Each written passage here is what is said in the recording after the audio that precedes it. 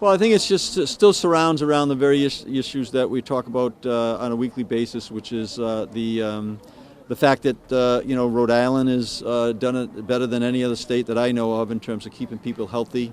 So we're going to kind of reinforce some of those numbers in terms of leading the country in vaccination right now and making sure that people are healthy and going from the most infected state to the least infected state over the last 7 months. So.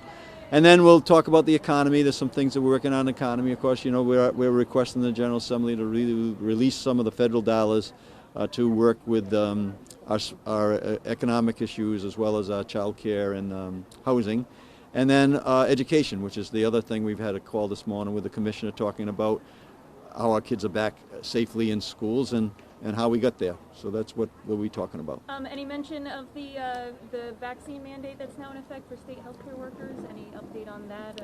We're working our way through that right now. I think that it's settled down quite a bit. Right now we got to focus on making sure we keep the healthcare workers healthy so that they can keep the people in the state of Rhode Island healthy that they that they care for. And now we got to make sure that the people who are unvaccinated, we got to make sure that there's a landing place for them as well.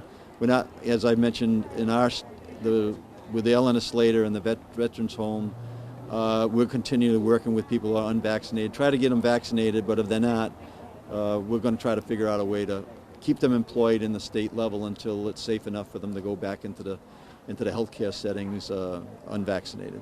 And there was also the Oversight Committee hearings happening today with the ILO group. I don't know if you have any comment on that. No, other than the fact that I think that it's going to become very clear that the rules that were set in place by the General Assembly, that the procurement process followed those rules.